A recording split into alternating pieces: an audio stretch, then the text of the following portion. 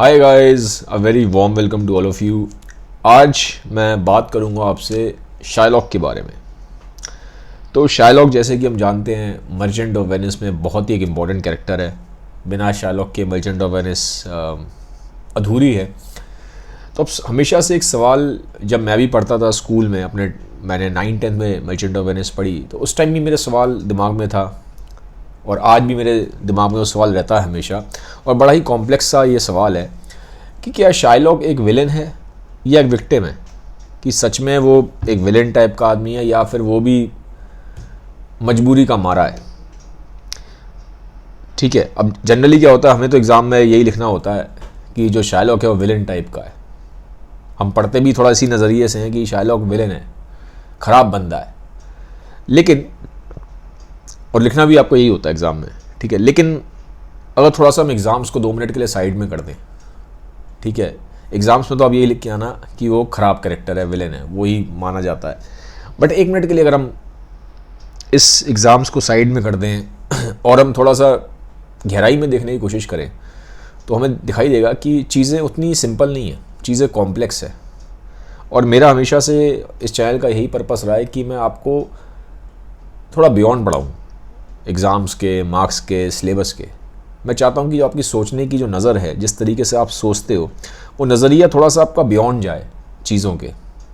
आप थोड़ा सा एक वाइडर रेंज में सोच पाओ। और वाइडर रेंज में आदमी तभी सोच सकता है जब वो इधर लेफ़्ट भी सोच रहा है और जब वो राइट भी सोच रहा है, और फिर वो एक अपना मिडिल वे में निकालता है। अगर हम सिर्फ एक ही तरीके से सोचते रहेंगे कि एग्जाम्पल के लिए कि शाइलॉक ख़राब है, शाइलॉक विलन है, शाइलॉक विलन है, तो ये सिर्फ एक नज़रिया हमारा सोचने का। क्योंकि मर्चेंट ऑफ वेनिस में बहुत जगह इस तरह की चीज़ें प्रेजेंट हैं, जब आप उन्हें थोड़ा ध्यान से पढ़ेंगे तो आपको समझ में आएगा कि चीज़ें इतनी सिंपल नहीं है, एक तरफा नहीं है।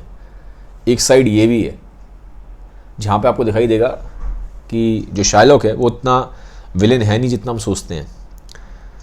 तो हमें कभी भी किसी भी आप टॉपिक के बारे में रिसर्च करते हैं, ये तो भी मैं शाइलॉक के बारे में करूँगा आपसे बात, एग्जांपल दूंगा आपको कि हमें सोचना कैसे चाहिए। क्योंकि मेरा मेन पर्पस यही है इस चैनल का कि आपको सोचना सिखाऊँ, आपको थोड़ा सा कि राइट थिंकिंग कैसे की जाती है, सोचते कैसे हैं, ये ज़्यादा इंपॉर्टेंट है रेदर दैन टॉपिक। क्योंकि अगर आपको ये आता है ना कि आपको सोचना कैसे है, तो टॉपिक तो आप कोई भी हो, आप बेटर सोच पाओगे। ठीक है, तो राइट तरीका ये होता है कि हमें लेफ्ट में भी सोचें, हम राइट में भी सोचें, दोनों तरफ से सोचें, और फिर हम एक ओपिनियन निकालें जो एक मिडिल वे निकलता है। तो हम देखते हैं, ठीक है, ये एग्ज़ाम पर्सपेक्टिव से नहीं है। एग्ज़ाम्स में तो ये लिखना है कि शाइलॉक ख़राब आदमी है, विलेन था, एनिमी था, ठीक है। तो ये सिर्फ मैं आपको आउट ऑफ करिकुलम हम मान सकते हो। तो पहली चीज़, क्योंकि तभी मज़ा आएगा शेक्सपियर को पढ़ने का। अगर सिर्फ हम एक ही ठर्रे में पढ़ते रहेंगे तो मज़ा नहीं आता।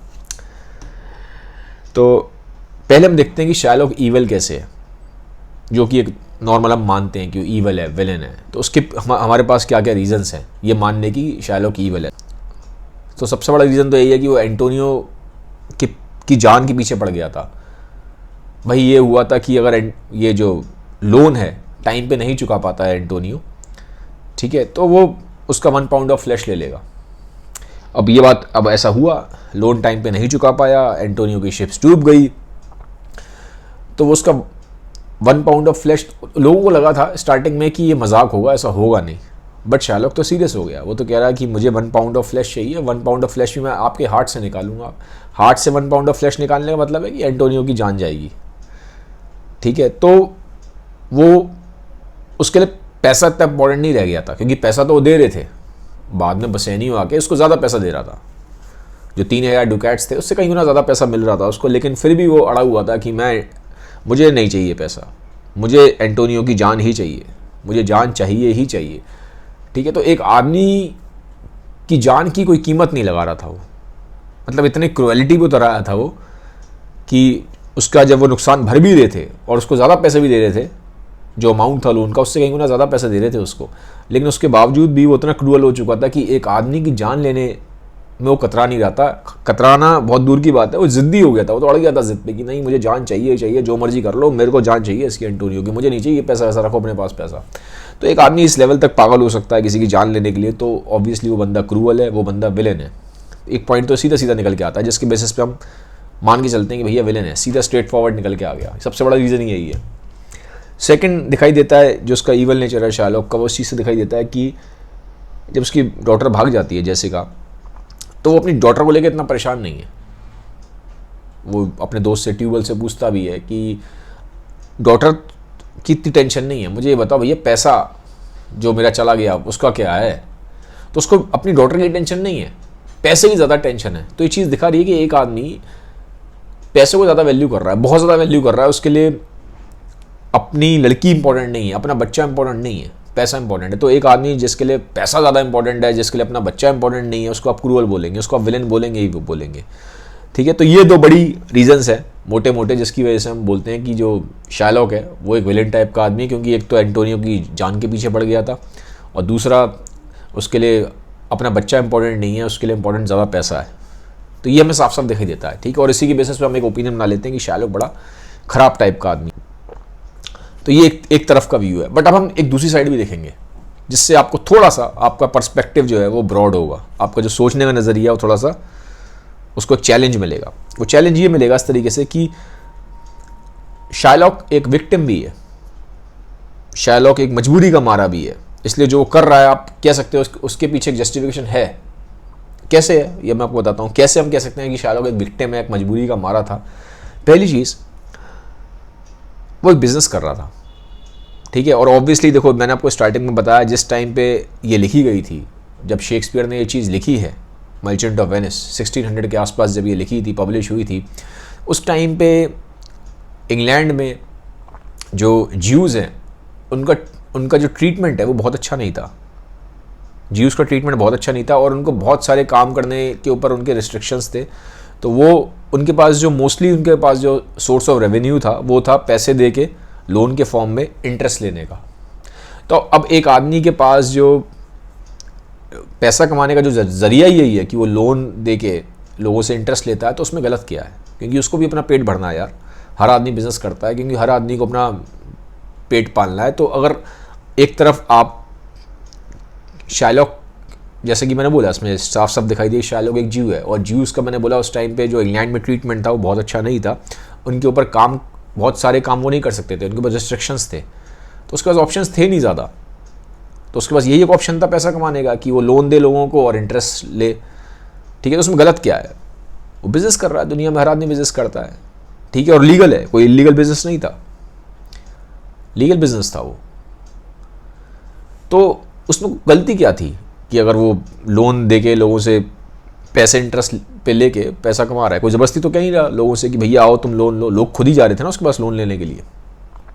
बसेनियो को उसने ज़बरदस्ती कहा था क्या मेरे पास आ जाओ आप लोन लेने के? बसेनियो की ज़रूरत थी इसलिए बसेनियो गया था। ठीक है, तो उसका बिजनेस है, वो बिजनेस कर रहा था, तो उसमें गलत नहीं है कुछ। ठीक है, पहली चीज़। सेकंड, एंटोनियो ने बार बार ये दिखाई दिया है कि शार्लॉक बताता है कि एंटोनियो बहुत जगह उसको मिसट्रीट कर रहा है पब्लिकली। उसके ऊपर वो बताता है कि उसको उल्टा सीधा कहा है, बुरा भला कहा है, उसको गालियाँ दी है, और उसके ऊपर थूका भी है। ठीक है, तो इस तरह के पैराग्राफ्स हैं जहाँ पे साफ साफ दिखाई दे रहा है कि बहुत ज़्यादा उसका ख़राब ट्रीटमेंट किया गया है। ठीक है, शार्लॉक का बहुत ख़राब ट्रीटमेंट किया है, और ट्रीटमेंट करा किसने था ख़राब? एंटोनियो ने। वो बोलता है बार बार कि एंटोनियो ने मुझे उल्टा सीधा कहा है, एंटोनियो ने मुझे गालियाँ दी हैं, एंटोनियो ने मेरे पे थूका है, एंटोनियो ने मेरे दोस्तों को भड़काया है, एंटोनियो ने मेरे दुश्मनों को भड़काया है। ठीक है, हर जगह मेरा मजाक उड़ाया है पब्लिकली, और मेरे बिज़नेस का मजाक उड़ाया है। ठीक है, तो ये साफ साफ वो बता रहा है कि उसको रीज़न दे रहा है कि भाई मैं एंटोनियो से मेरी दुश्मनी क्यों है। क्योंकि एंटोनियो एक आदमी, आप खुद सोचिए, एक आदमी आपके पब्लिकली आपके साथ ये सब इतनी बदसलूकियाँ करेगा तो क्या आप उसको दुश्मन नहीं मानेंगे? बिल्कुल मानेंगे। ठीक है, तो अब यहाँ पे एक वैलिड रीज़न दिखाई दे रहा है हमें कि शार्लॉक ने जो किया है वो क्यों किया है। ठीक है, तो अब यहाँ पे आप सोचने को मजबूर हो जाएंगे कि अब ऐसे तो जस्टिफिकेशन दिखाई दे रहा है कि शार्लॉक ठीक कर रहा है, जो उसने किया ठीक है, वो विलेन नहीं है जितना हम सोचते थे अभी तक। ठीक है, तो ये एक तरीका है सोचने का, पर्सपेक्टिव्स बता रहा हूँ मैं, चीज़ें पर्सपेक्टिव्स के अकॉर्डिंग चलती हैं। ठीक है, फिर तीसरा एक चीज़ हमें और भी दिखाई देती है, जैसे हम बार बार बोल रहे हैं कि हमने ये माना कि जो लड़की को वो अपना ज़्यादा इंपॉर्टेंस नहीं देता, वो ज़्यादा इंपॉर्टेंस पैसे को देता है। बट एक स्टैंजा और भी है जहाँ पे दिखाई देता है कि वो रिलेशंस को इंपॉर्टेंस देता है। उसकी सॉफ्ट साइड भी दिखाई गई है। कैसे दिखाई गई है? कि जैसे कि जब जो उसकी लड़की जेसिका होती है, वो ना एक अंगूठी होती है टर्कॉइस की, वो दे देती है, एक बदले में उसको एक बंदर देता है, तो वो बहुत गुस्से में आ जाता है शार्लॉक को बोलता है कि ये जो अंगूठी थी ये मेरी बीवी ने मुझे दी थी यार, जब मैं बैचलर था, तो उस अंगूठी की बहुत इंपॉर्टेंस थी, उस अंगूठी के साथ वो इमोशनली अटैच था शार्लॉक। वो कहता है अगर कोई बंदा मुझे एक पूरा जंगल भी देगा ना बंदरों का, तो भी मैं अंगूठी नहीं देता। तो उस अंगूठी की उसके लिए बहुत इंपॉर्टेंस थी, क्योंकि वो उससे इमोशनली अटैच था, क्योंकि वो अंगूठी उसकी वाइफ ने उसको दी थी। तो ये चीज़ दिखा रही है कि उसका एक सॉफ्ट साइड भी है शार्लॉक का, तो अपनी वाइफ से काफ़ी इमोशनली और सेंटिमेंटली अटैच्ड है। ठीक है, और अगर आप जस्टिफिकेशन देना चाहो तो आप इस तरह से जस्टिफिकेशन दे सकते हो कि ज़रूरी नहीं है कि वो लिटरली ऐसा सोचता होगा, जैसे हम कहते हैं कि दिखाया गया कि वो जेसिका को बिल्कुल वो नहीं करता, लाइक नहीं करता, और जेसिका को के लिए उसने बोला कि मैं चाहता हूँ कि जेसिका भी मर जाए। ये तो देखिए बहुत बार ऐसा हो जाता है कि जब बच्चे कुछ बहुत ज़्यादा ख़राब करते हैं, बहुत ही ज़्यादा ख़राब कर दे, क्योंकि यार देखो वो जो एंटोनियो का पूरा ग्रुप था ना, वो उसको लाइक नहीं करता था शार्लॉक को, और शार्लॉक उनको लाइक नहीं करता था। ठीक है, और उन्हीं के ग्रुप के बंदे के साथ वो जेसिका भाग गई थी लोरेंजो के साथ। ठीक है, तो कभी कभी आदमी बहुत गुस्से में बोल जाता है कि जा यार तूने इतना ख़राब काम करा, जाके मर जा, मैं तो चाहता हूँ तू मर जाए। ठीक है, बहुत बार बोल देते हैं। ठीक है, आपने देखा होगा पेरेंट्स बोल देते हैं कि अच्छा होता तू ना ही होता, इससे अच्छा तो तू मर ही जाता। लेकिन इसका मतलब ये नहीं होता कि वो लिटरली उसको मीन कर रहे होते हैं, वो तो गुस्से में आके आदमी बोल देता है, गुस्से में आके बोल देते हैं। तो शार्लॉक भी एक इंसान था, गुस्से में आकर उसने बोल दिया, बट इसका मतलब ये नहीं है सच में कि वो ये चाहता था कि जेसिका मरी जाए। वो तो आदमी ने गुस्से में आके इरिटेट हो रहा था, परेशान हो रहा था, इसलिए बोल दिया। लेकिन इसका मतलब ये नहीं है कि लिटरली वो चाहता था ऐसा हो जाए। ठीक है, तो इसी सिर्फ एक हम इस इंस्टेंस से डिसाइड नहीं कर सकते कि वो अपनी लड़की से प्यार नहीं करता था, और ऑब्वियसली उसकी लड़की ने इतना बड़ा स्टेप लिया, वो उसके दुश्मनों के साथ भाग गई है, तो आदमी गुस्से में तो आ ही जाएगा। और पैसा भी लेके चली गई, और उसका हार्ड अर्नड मनी है, उसने कोई 2 नंबर से नहीं कमाया पैसा, उसने एक नंबर से पैसा कमाया था, उसका हार्ड अर्नड मनी था, हार्ड अर्नड मनी उसका लेके भाग गई यार। जिंदगी भर की एक बंदे की कमाई लेके भाग गई, और भागे भी आप दुश्मनों के साथ हो, तो आदमी क्या बोलेगा? यही तो बोलेगा इससे बढ़िया होता तुम मरी जाओ। ठीक है, तो उसने सिर्फ बोला है, इसका मतलब ये नहीं लिटरली ऐसा चाहता था। तो आप इस तरह से सोच सकते हो। अब जब पर्सपेक्टिव्स मैं दूंगा तो यहाँ पे दिखाई देगा आपको कि शार्लॉक तो ठीक है, शार्लॉक गलत नहीं है। ठीक है, और मैंने अभी जैसे आपको बताया कि उसकी सॉफ्ट साइड है, वो अपनी जो अपनी बीवी है उससे प्यार करता था। जब अंगूठी वाला इंसिडेंस हुआ, जब भी मैंने आपको बताया है। ठीक है, और वो ये कहीं ना कहीं वो चीज़ जानता भी था कि जो जेसिका है वो इन्वॉल्व है किसी के साथ। ठीक है, लेकिन उसके बाद भी वो उसको घर में रखा हुआ था उसने उसको। ठीक है, उसको प्रॉपरली उसने वेल रेस्ड किया, क्योंकि हमें दिखाई देता है जेसिका एक अच्छी लड़की है, एक अच्छे खाते पीते घर की है, उसको अच्छे से रेस करा गया है। ठीक है, वेल एजुकेटेड है, अच्छा उसको परवरिश दी गई है, तो उसने उसको अच्छे से रेस किया है। तो और कोई भी आदमी जो इमोशनल नहीं है वैसे रेस नहीं करता। तो कहीं ना कहीं उसकी सॉफ्ट साइड है। तो अब ये देखो, ये तो पर्सपेक्टिव्स है, आप देखते कैसे वो चीज़ों को। तो मैंने आपको जो चीज़ें बताई उससे बोलेगा ऐसी शार्लॉक तो ठीक है, बट एग्जाम में नहीं लिखना है। एग्जाम में ही लिखना है कि वो एनिमी है, वो विलेन है। ठीक है, जो मैंने आपको पहले वाला उसका पर्सपेक्टिव दिया था कि विलेन है, एनिमी है। ठीक है, तो ये मैंने आपको इसलिए बताया क्योंकि पर्सपेक्टिव जब आप देखते हो ना चीज़ों के, तो आपको जो आपको सोचने का तरीका है वो थोड़ा वाइड होता है, वो ब्रॉड होता है। फिर आपने जैसे मैंने आपको बताया, मैंने आपको एक तरीका दिखाया कि वो विलेन है, अब एक आपको मैंने साइड दिखाई कि भैया वो विलेन नहीं है, वो तो विक्टिम है। तो अब आप कंफ्यूज हो जाएंगे। तो कन्फ्यूजन नहीं होना, आपके पास एक ब्रॉडर एस्पेक्ट आ गया, फिर आप एक मिडिल वे निकाल सकते हो।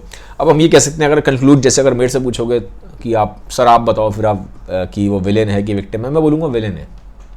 मैं इसके बावजूद भी बोलूँगा विलेन है। क्यों? क्योंकि ये वाली जो साइड है ना, जो उसकी विलेन है, वो ज़्यादा हावी हो रही है। हावी इसलिए हो रही है क्योंकि कोई इंसान आपकी उससे पर्सनली दुश्मनी है, और एक आदमी ने आपका पैसा टाइम पे नहीं दिया। ठीक है, आपको बिजनेस में शायद लॉस हुआ, लेकिन चलो बिजनेस का लॉस तो मैं मानता हूँ नहीं है, क्योंकि उससे कहीं गुना ज़्यादा पैसा बसाई उसको दे रहा था, तो बिजनेस का लॉस तो हम नहीं कह सकते। लेकिन हाँ, एक पर्सनल अगर मैं उसकी दुश्मनी थी एंटोनियो से, वो एक अलग बात है। तो पर्सनल आपकी किसी से दुश्मनी है, वो एक अलग चीज़ है, बट इसका मतलब ये नहीं है कि आप उस आदमी की जान ले लोगे। ये गलत है। ये दिखा रहा है कि एक आदमी में एक्सट्रीम डेविल नेचर है, एक आदमी के अंदर एक्सट्रीम क्रूएलिटी है। ठीक है, तो इतनी जो क्रूएलिटी है वो नहीं होनी चाहिए। ठीक है, आप उससे लॉजिकली आर्ग्यू कर सकते थे, लेकिन ये तरीका नहीं है कि किसी आदमी की आप जान ले लो। ये एक्सट्रीम क्रूएलिटी है, ये एक्सट्रीम एक शैतान वाला उसका बिहेवियर है। तो ये एक क्योंकि काफ़ी बड़ा पॉइंट है, ठीक है, जो जान लेने को बार बार जिद पे उतर आया था, तो ये चीज़ दिखाती है कि उसके अंदर एक शैतान वाला नेचर है, उसका बहुत ही क्रूअल नेचर है। क्योंकि कोई आदमी का अगर किसी की जान लेने पर उतारू हो जाए, और सिर्फ इस बात पे क्योंकि उसके पर्सनल ग्रजेस हैं, तो इट डजंट मेक सेंस। तो इसलिए मैं भी कंक्लूड यही करूँगा कि वो विलेन है, ठीक है, मैं भी यही कंक्लूड करूँगा कि वो विलेन ही है। लेकिन आपको ये वाला पर्सपेक्टिव भी पता होना चाहिए, ताकि आपको एक ब्रॉडर, आपको एक जो आप डिसीजन ले, या कोई भी आप जब आप कोई अपना एक वो बनाते हैं, एक ओपिनियन बनाते हैं, तो थोड़ा वेल इन्फॉर्म्ड ओपिनियन हो। कभी भी किसी भी टॉपिक के बारे में आप सर्च करें ना, तो आपके उसके प्लस एंड माइनस दोनों देख लिया करो, फिर अपना एक ओपिनियन बनाया करो, क्योंकि फिर जो आपका ओपिनियन होगा उसमें एक बैलेंस होगा, उसमें एक स्ट्रेंथ भी होगी ओपिनियन में, ठीक है। तो ये मैंने शार्लॉक के थ्रू आपको बताया कि मैं सोचना कैसे चाहिए। बाकी अगर आप चाहते हो कि मैं और कैरेक्टर की एनालिसिस भी करूँ, तो आप मुझे बताओ कमेंट सेक्शन में, और आप मुझे बताओ आपका क्या ओपिनियन है कि शार्लॉक सही था या शार्लॉक गलत था। Have a nice day, bye bye, take care.